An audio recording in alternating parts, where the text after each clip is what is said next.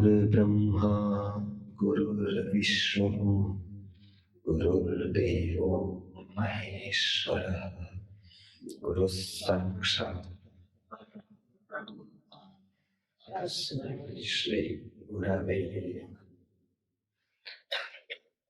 श्री भगवानुवाच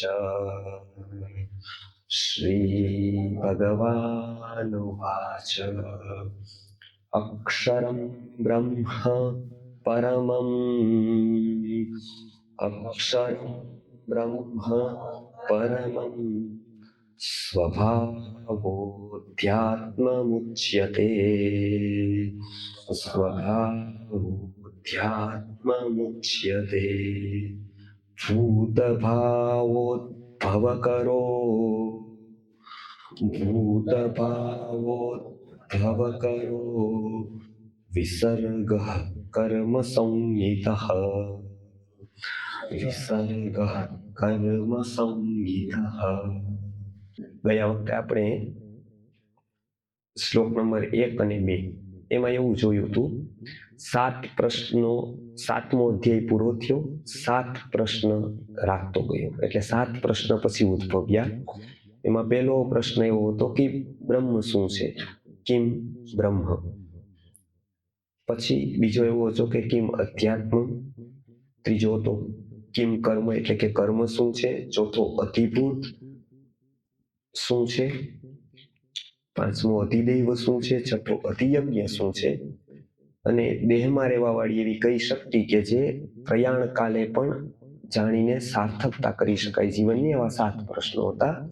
એ 6 પ્રશ્નો 7મા પ્રશ્નની ભૂમિકા રૂપ છે। એટલે મુખ્ય 7મો છે ને ત્યાં સુધી પહોંચવા માટેના 6 સ્ટેપ છે। એટલે પહેલી વસ્તુ એમને કીધી કે કિમ તદ બ્રહ્મ। અત્યારે વારંવાર સંભળાય છે કે ભાઈ બ્રહ્મ બ્રહ્મ બ્રહ્મ એટલે શું।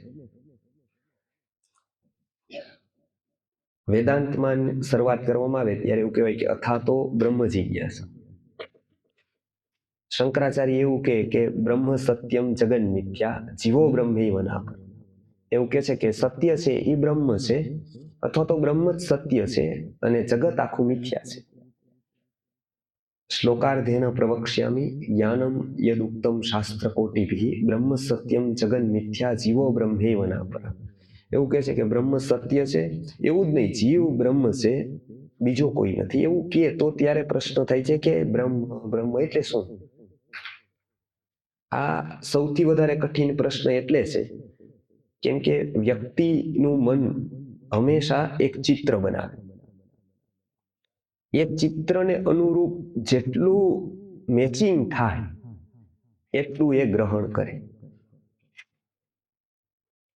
એ ચિત્રને બરાબર ફિટ ન બેસે તો એ કન્ફ્યુઝ થાય।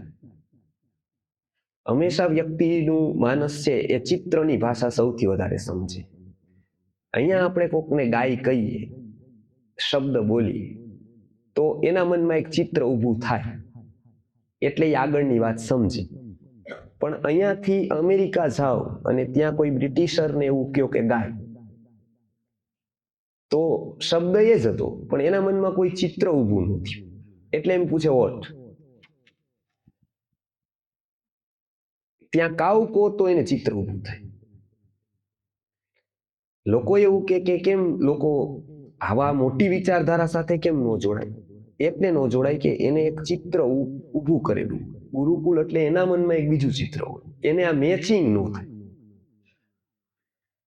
કે આ સંત એટલે એક અલગ ચિત્ર ઊભું કરેલું, એની સાથે મેચિંગ થાય એટલું જ એ સ્વીકારીશ।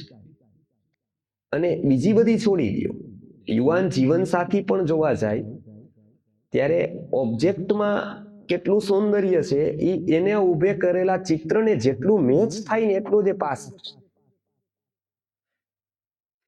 ગમે તેટલી સારી વ્યક્તિ હશે પણ એને ઊભા કરેલા ચિત્રની યારે મેચિંગ નહીં થાય તો એને નહીં ગમે। એટલે અહીંયા બ્રહ્મ એવું કહેતા કોઈ ચિત્ર નથી ઊભું થતું। કેમ તો કે નિર્ગુણ છે, નિરાકાર છે, એટલે એનાથી શું ઊભું થાય તો કે કાંઈ ન થાય। એટલે બાળકને આપણે જ્યારે શીખવીએ બોલતા, વસ્તુ ઓળખતા, ત્યારે એને આકારવાળી વસ્તુથી શરૂ કરીએ.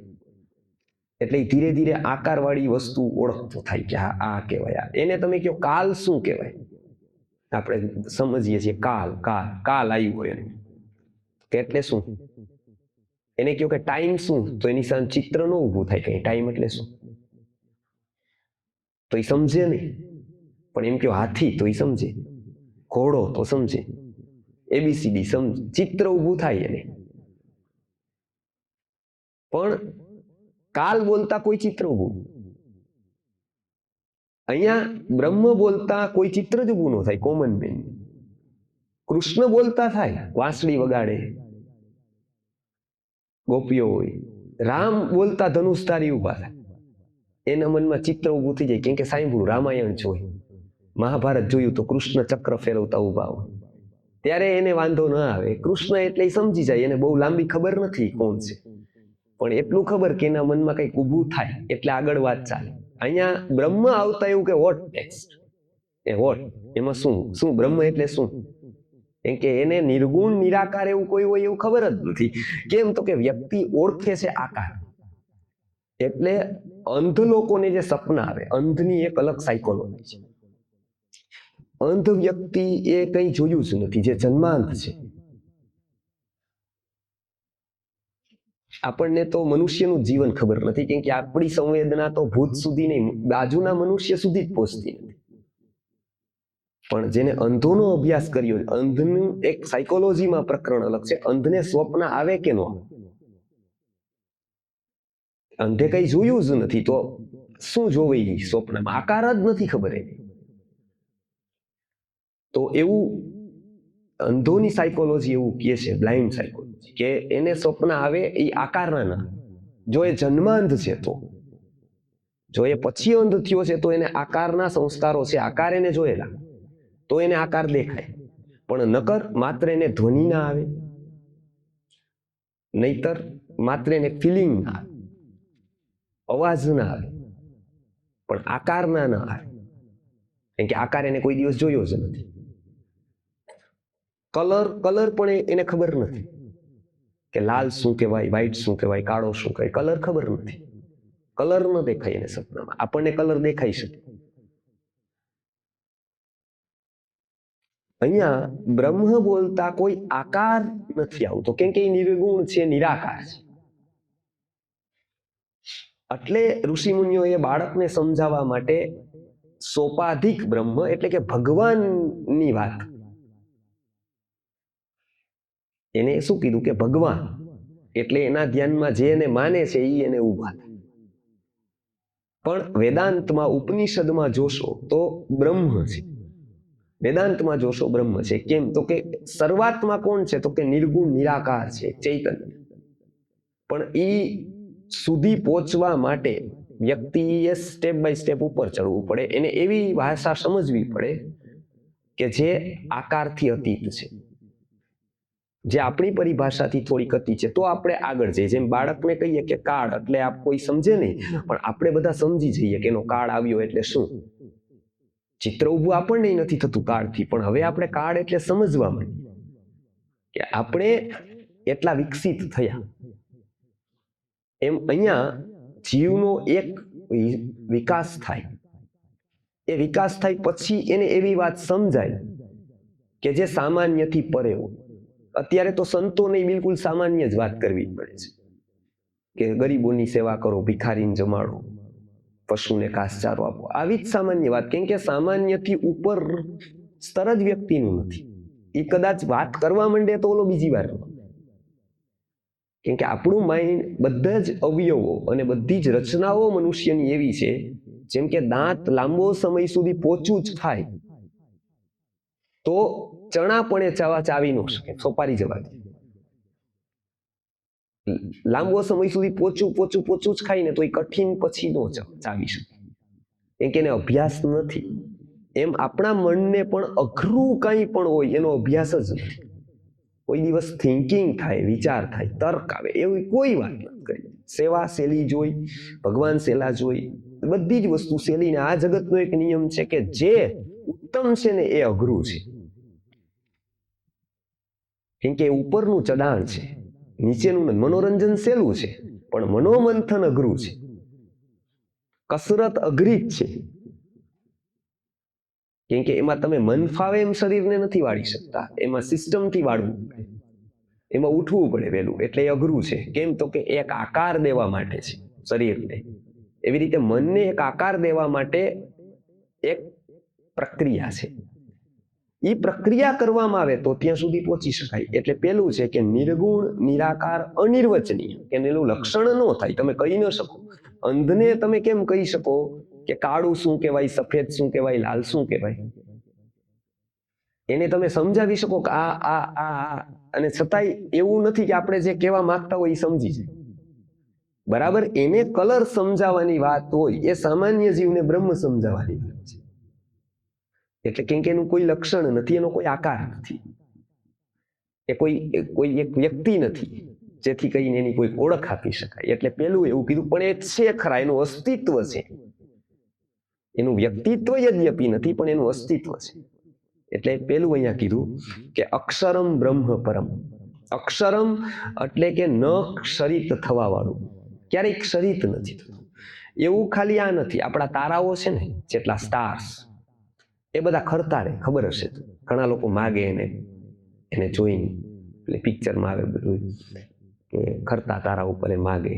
એક લોકવાયકાઓ ઉત્તર પ્રદેશની એવી કે એનાથી એને માગે મળી, એવું કઈ હોતું નથી આમ તો, પણ એવું સમાજમાં પ્રચલિત થઈ જાય. એટલે તારા ખરે, સ્ટાર્સ હોય એ ખરતા રહે, આપણને ઓછા દેખાય, ચમકતા આપણને દેખાય, પણ જે ચમકે નહીં એ તારા ઘણા ખરી જાય.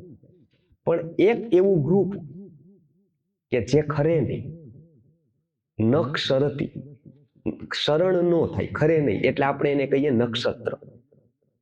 તારાનો એક એવો સમૂહ એમાંથી એકય તારો ખરતો નથી, તો ન ક્ષરતી, જે ક્ષરણ નથી થતું, એને આપણે શું કહીએ? નક્ષત્ર. એટલે કોઈ એક નથી, પણ એક ગ્રુપ છે આખું, એક ગ્રુપ ભેગું કરીને એક આકાર કરે છે.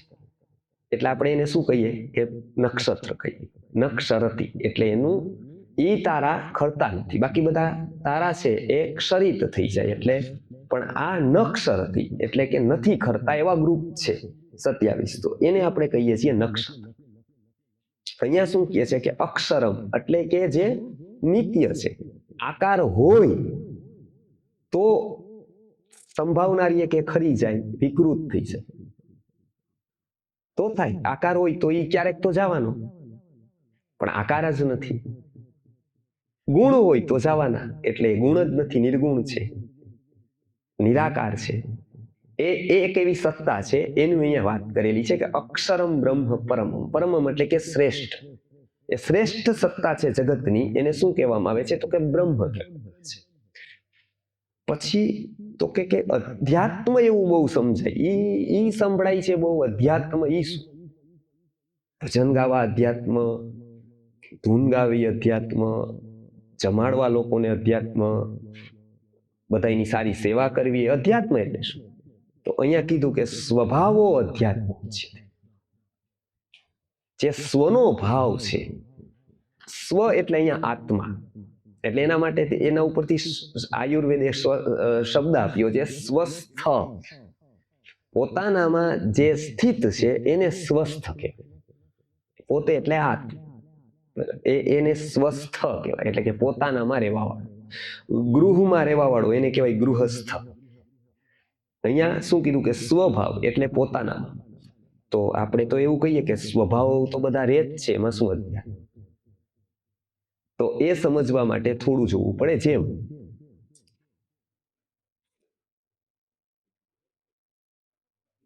રાજાની વાત છે કે અકબર બિરબલની, કે જાય છે ત્યાં, એટલે એ કહે છે કે આ જે બધી વાત છે ને આકાશની બધી તારી વાત હોય છે, કોઈ આવું પ્રાયોગિક પ્રેક્ટિકલ નથી, કે એક ને એક બે થાય એવી ન હોય, ક્યારે કામ હોય ક્યારે કામ હોય, આત્મા પરમાત્માની. એટલે એને આવા બધા પ્રશ્નો થાય, હંમેશા રહસ્યમય વાત હોય ને એના એંગલ અનેક હોય. એટલે ક્યારેક આમ ગીતામાં એવું જોવા મળે, ક્યારેક એમ કે યુદ્ધ જ કલ્યાણ છે, ક્યારેક એમ કે અહિંસા જ સૌથી મોટો ધર્મ છે. તો એ સામાન્ય વ્યક્તિને સમજાય નહીં, કેમ કે સત્ય બહુમુખી જ હોય હંમેશા, એ કોઈ એક વાતથી કહી ન શકાય. અમે ટીચર ભણાવતા હોય મેથેમેટિક્સના, તો એ શરૂઆત કરે દાખલાઓની ને બધા છોકરાઓ ભણતા હતા, તે એક તાર્કિક હતું. ગણિત પેલા એનું તર્ક ડેવલપ થયું હતું. ગણિત ડેવલપ નહોતું થયું, પણ તર્ક ડેવલપ થઈ ગયો હતો, લોજિક ડેવલપ થઈ ગયું. તો ટીચરે કીધું કે આજે આપણે ગુણાકાર છે આ તે બધું, એટલે ગુણાકારમાં આવ્યું કે ભાઈ 2 ગુણ્યા 4 બરાબર 8, પછીથી 8 ગુણ્યા 1 બરાબર 8 એવું આવ્યું, પછી 2 ગુણ્યા 4 બરાબર 8 એવું આવ્યું, પછી ધીમે ધીમે ભાગાકાર આવ્યા તો એમાંથી 16 ભાગ્યા 2 બરાબર 8, એ રીતના અનેક. એટલે કે તમે દર વખતે અલગ અલગ બોલો છો. એકવાર એમ કહો છો કે 2 × 4 બરાબર 8, એકવાર કહો છો કે નહીં 8 ગુણ્યા 1 બરાબર 8, તો સાચું શું, સત્ય શું?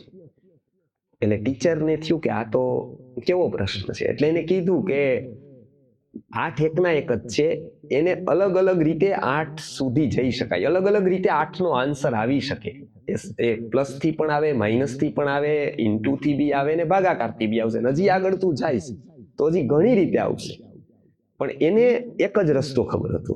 આપણે પણ એવું થાય, કદાચ એક જ વાત આપણને ખબર હોય પણ બીજી દ્રષ્ટિથી બીજી વાત પણ સાચી જ, પણ આપણે એવું જોયું ન હોય, એ દ્રષ્ટિથી જોયું ન હોય. એટલે અહીંયા જે આપણે જોયું એને પૂછ્યું કે આવું કે, એટલે એ કે આ બધી વાત છે, મને તો કોઈ અનુભૂતિ જ નથી આની. અને લોકો ઘણા કહે છે કે ભગવાન હોય તો દેખાવા છો. તમને તો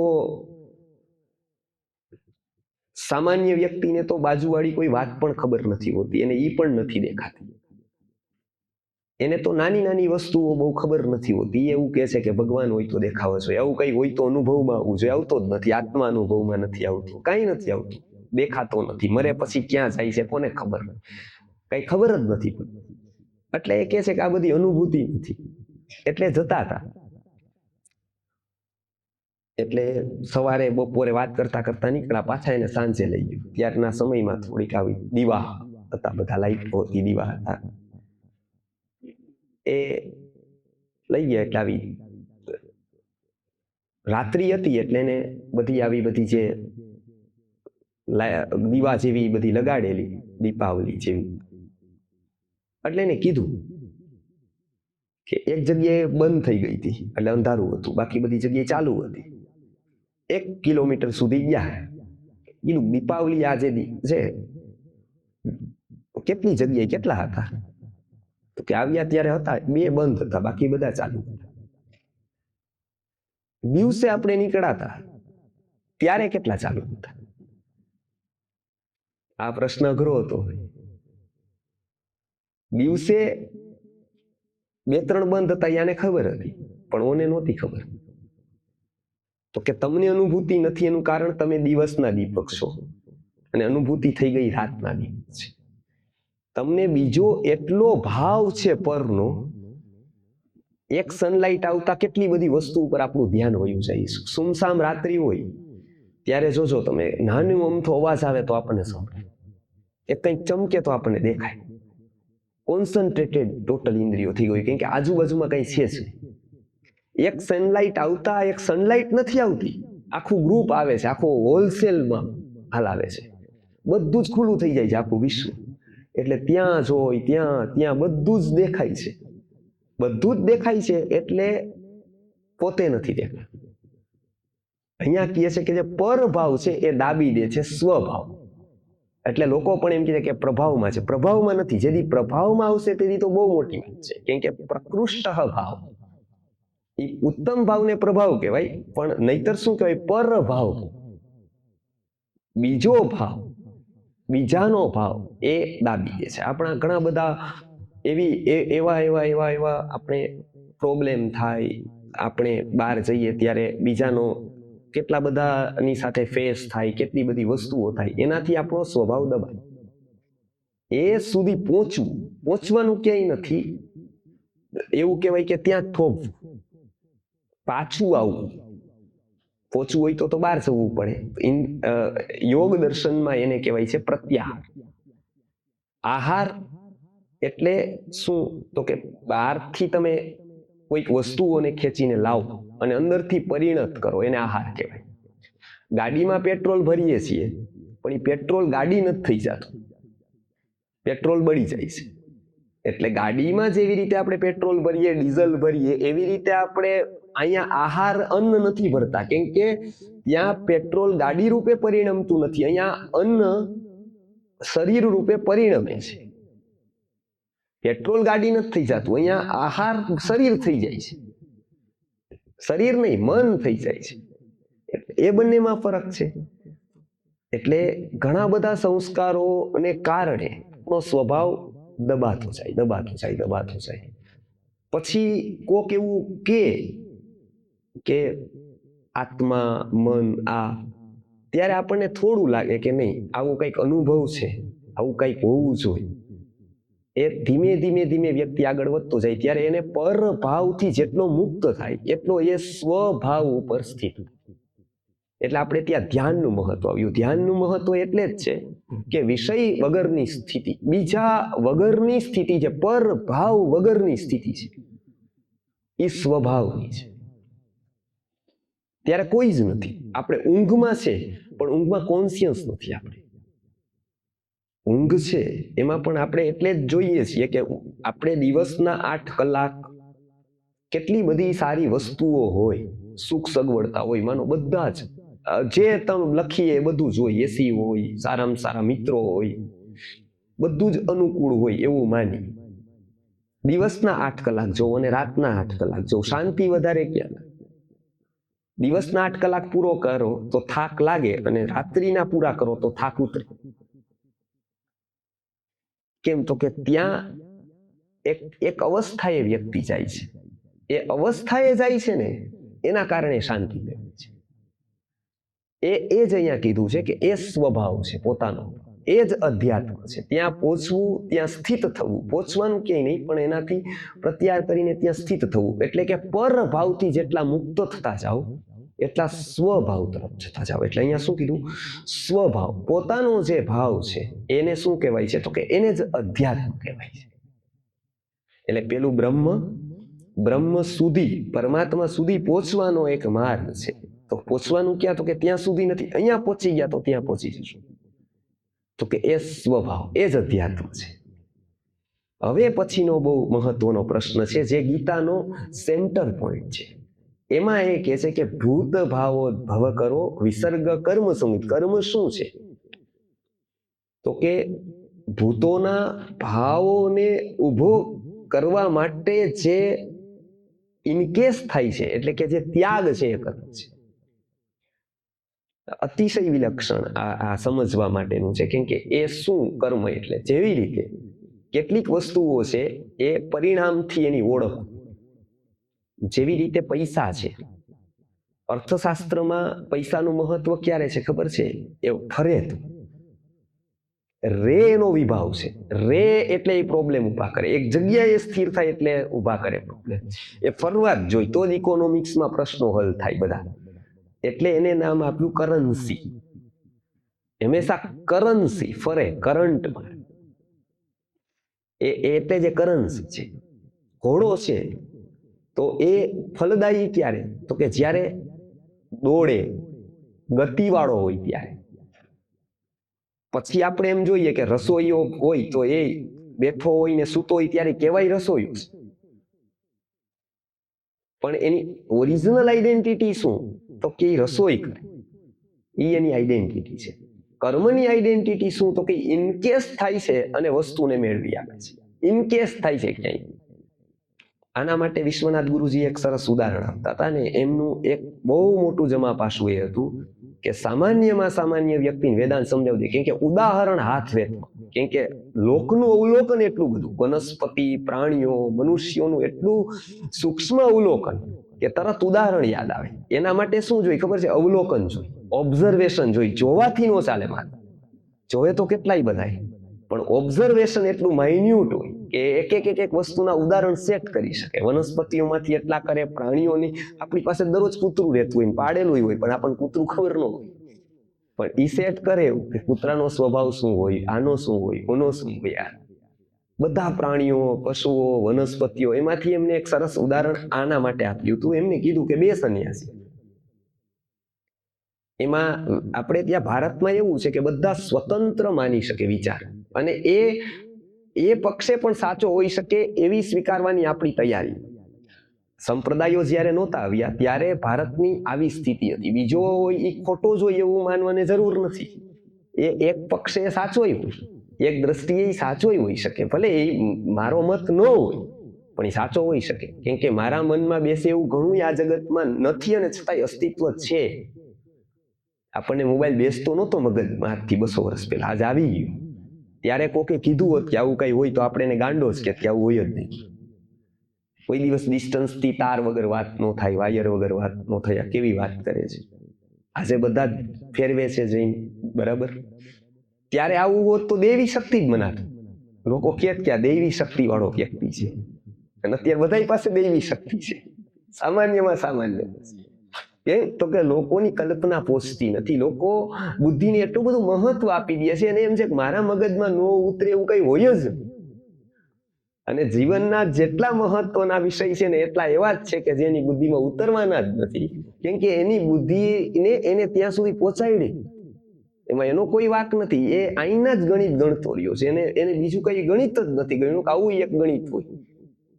એટલે બે સંન્યાસી, બે વિપરીત વિચાર ધરાવવા, અને છતાંય બે સાથે. એટલે એક છે એ ત્યાગમાં બહુ માને, એ કઈ રાખે જ નહીં. સર્વસંગ ત્યાગી એટલે ત્યાગી, હું કઈ રાખું છું. બીજા ફ્લેક્સિબલ, એ કે આમાં જગત એવું છે કે જો બધો ત્યાગ કરી દે તો કદાચ જગત આપણને જરૂર પડે ત્યારે ના આવે તો આપણી સાધના જ ન થાય. એટલે જરૂર પૂરતું રાખવું. અપરિગ્રહ પણ થોડોક પરિગ્રહ, એટલે પરિગ્રહ પરિમાણ કે બરાબર એ એકમાં માને, પણ બે વચ્ચે એક થાય. ઓલા લોકો એવું માને કે આ બરોબર નથી, આ થોડોક નીચે ઉતરતો વ્યક્તિ છે. આ એવું માને કે આ નીચે ઉતરતો છે. એટલે બંને આવી રીતે દરરોજ સાધના કરે, બધું કરે. એક દિવસની વાત છે, વરસાદ આવી ગયો. ભિક્ષા લેવા ગયા હતા સામે. હવે ભિક્ષા લેવા ગયા અને ફરતા ફરતા હવે રસ્તાઓ બંધ થઈ ગયા. હવે રહ્યું નહીં, કઈ નદી જ રહી, બધે પાણી. હવે નદી રહી એટલે હોળીમાં જ બેસવું પડે. હોળીમાં બેસવું પડે એટલે પ્રશ્ન થયો. હવે હોળી વાળાને તો કોમન મેન તત્વજ્ઞાની હોળી વાળાનું કે સંન્યાસી તો એની ઘરે છે, એને આત્માની અનુભૂતિ હોય તો એની છે. અહીંયા તો એને કીધું કે હું પહોંચાડું ખરો પણ હું સંસારી છું, એટલે તમારા આશીર્વાદ માર નથી જોતા, પણ રૂપિયો હોય તો પહોંચાડ. એટલે ત્યાગીએ કીધું કે ભાઈ હું તને આશીર્વાદ આપીશ તો તને ક્યાંક તને કામ આવશે કઈક, કે એવું મારે કઈ કામ જ નથી, તમારા આશીર્વાદથી લેવાય એવું એને કામ હોય શું? એની વાત સાચી છે. એટલે કે મારી પાસે એવો ટાઈમ નથી, બીજા ગ્રાહકો છે તો એને કાં તમ. એટલે ઓલા વ્યક્તિ કીધું કે કાંઈ વાંધો નહીં. આ ને કીધું કે તું અમને લઈ જા, હું તને રૂપિયો આપી દઈશ. એટલે બંને ગયા ને ઉતારી દીધા. ત્યાં ઉતારી દીધા અને રૂપિયો આપી દીધો. એટલે એક વિજયનો ભાવ થયો. આપણે ક્યારેક વાર સાચા નીકળી, આપણે એમ થાય ને હું કહેતો તો આવું, તમે નો માય. એટલે એને વિજયનો ભાવ થયો કે જો આજ સુધી આપણે આ નદી જો પાર ન કરી શકતા હોય, થોડુંક રાખ્યા વગર આ ભવસાગર પાર કરવાની વાત છે, તો એ તો ક્યાંથી થાય? એટલે બરાબર ને હું કહેતો હતો ને કે આ રૂપિયો હતો તો અહીંયા પહોંચ્યા ને આપણે, નકર ગોલા કિનારે હોત. એટલે મારી વિચારધારા હવે તમારે માની લેવી જોઈએ. એટલે કાંઈ વાંધો નહીં કે ભાઈ તમે આમ ન માની સીધી રીતે, પણ હવે થાકીને કે હારીને પણ તમારે માની લેવી જોઈએ. એટલે હવે તમે જીદ કરો એ ખોટી વસ્તુ થાય. તમને ખબર છે કે હવે મેં તમને પ્રૂવ કરી કે આના વગર આપણું કામ જ ન હોય. તમે જોયું નહીં કે જો આ બનાવી આપણને આપણા ત્યાગને કોઈ એવું અત્યારે એવું જગત જ નથી, અત્યારે આ કાળ જ આવો છે. એટલે આને કીધું કે ના એ બરાબર છે, પણ તમારી વસ્તુ એક તમારે મારી વિચારધારા માનવી છે. તો કે કેમ? તો કે શું કયો છો, તમારું શું વિચારધારા છે? તો કે તમે એવું કયો છો કે આ રૂપિયાએ આપણને પહોંચાડ્યા છે. હું એમ કહું છું કે આ રૂપિયાએ આપણને નથી પહોંચાડ્યા, રૂપિયાના ત્યાગે પહોંચાડ્યા છે. એ રૂપિયો જો ત્યાગ્યો ન હોત ને તો આપણે ન પહોંચ્યા. એટલે છેલ્લે તો ત્યાગે જ પહોંચાડ્યા આપણને, રૂપિયાએ નહીં. મારી જ વિચારધારા બરાબર છે કે રૂપિયાનો જે ત્યાગ કર્યો ને ત્યાગે આપણને પહોંચાડ્યા. ઇનકેસ નહોતો ત્યાં સુધી ન પહોંચ્યા, ઇનકેસ થયો ત્યારે પહોંચ્યા. એટલે પહોંચાડવા માટે રૂપિયો જવાબદાર નહોતો, ત્યાગ જવાબદાર હતો. અહીંયા પણ એવું છે કે કર્મ કોને કહેવાય છે? તો કે જે એનો સ્વભાવ ઇનકેસ થવાનો છે. ભૂત ભાવો ભવ કરો, જેટલા ભૂતો છે એનો ઉદ્ભવ કર ભાવ છે. જેટલા પણ જગતમાં ભાવો ઉત્પન્ન થાય છે, અહીંયા ઉત્પત્તિ બધી જ લેવાની. વ્યક્તિગત ઉત્પત્તિ હોય અને સમષ્ટિગત હોય. સમાજમાં પણ ઘણું બધું ઉત્પન્ન થાય. વ્યક્તિમાં જન્મ થાય કોકનો, એક ઉત્પત્તિ છે. એક વૃક્ષ ઉગે, ઉત્પત્તિ છે. આવી કેટલી બધી ઘટનાઓ ઘટે જેની ઉત્પત્તિ થાય. એમાં કોઈક ને કોઈક કર્મ ઇનકેસ થાય. એ જે ઇનકેસ થાય ને એને વિસર્ગ એટલે કે ત્યાગ કહેવાય. એ જે ત્યાગ છે ને એ જ કર્મ છે કે જે ઇનકેસ થઈ ગયું. જેવી રીતે ત્યાં રૂપિયો છે એ વપરાઈ ગયો અને કોઈક કામ થયું, એવી રીતે અહીંયા કોઈક વપરાઈ જાય અને કામ, એ કર્મ. એટલે આપણે દર વખતે એવું આપણે માનતા હોય છે કે ક્યાંક ને ક્યાંક આપણે દુઃખ પડે ત્યારે આપણે એવું કહીએ કે એ મારા કર્મો કપાય. કોઈને કેન્સર થાય, કોઈને કોઈ રોગ થાય, કોઈને કંઈ થાય તો આપણે એમ કહીએ કે કર્મો કપાઈ ગયા. કોઈને પરિસ્થિતિ એવી આવી જાય, કોઈને વ્યક્તિઓ એવા ભટકાય છે, એમાં એનો કોઈ દોષ ન હોય.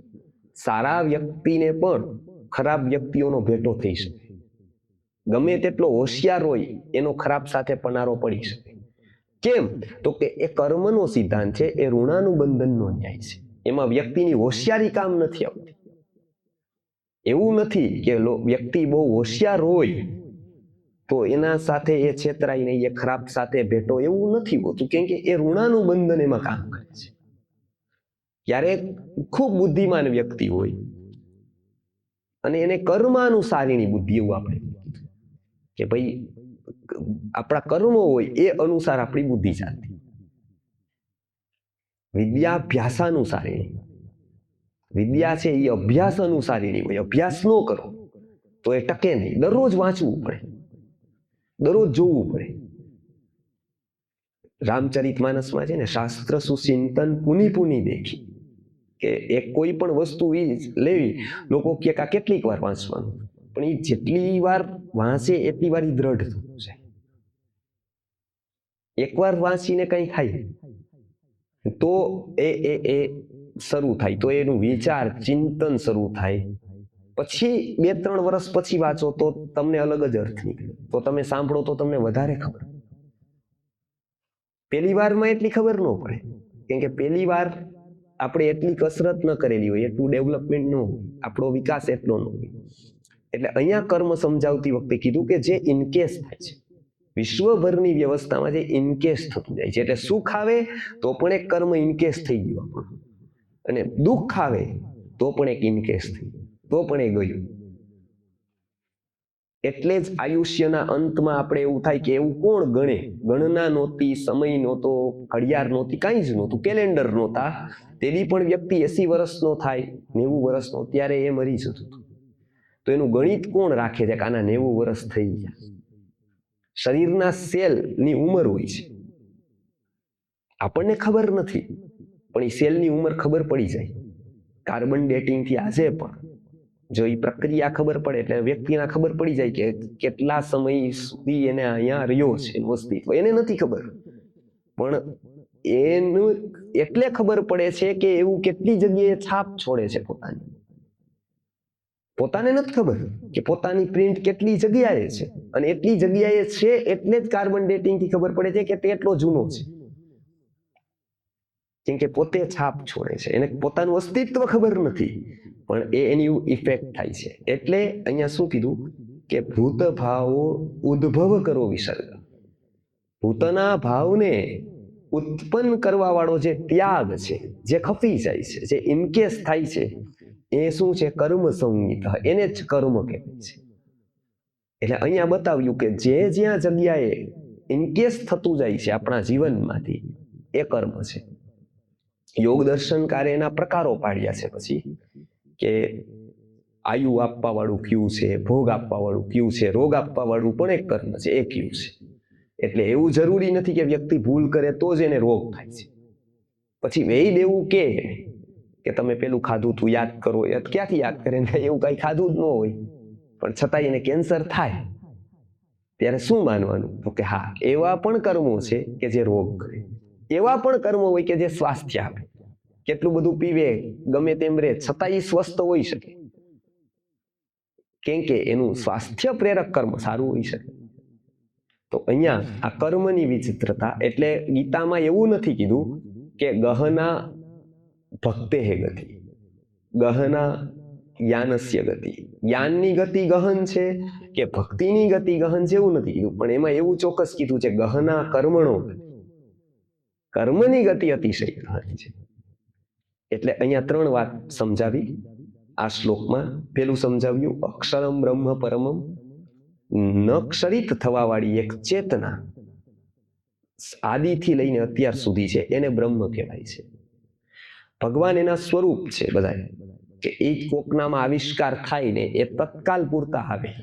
જેના લોકો મૂર્તિ ફોટાસ રાખે, બ્રહ્મનો તો કોઈ ફોટો નથી, કેમ કે કોઈ આકાર, પણ એ મર્યાદિત હોય, એ બધાના અલગ અલગ હોઈ શકે. તો એ એક છે બ્રહ્મ, અક્ષરમ બ્રહ્મ પરમમ, એટલે કે શ્રેષ્ઠ.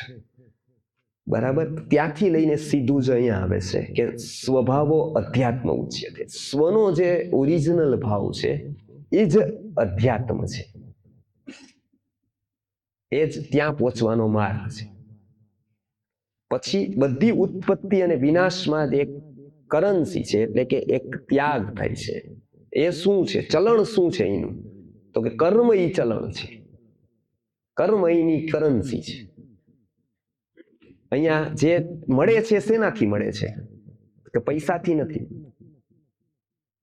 સ્વાસ્થ્ય પૈસાથી મળે નહીં, રોગરહિત સ્થિતિ પૈસાથી મળે ન મળે, સારી બુદ્ધિ પૈસાથી મળે ન મળે, સારા પ્રોફેસરો મળે, સારી બુકો મળે, પણ સારી બુદ્ધિ નો મળે.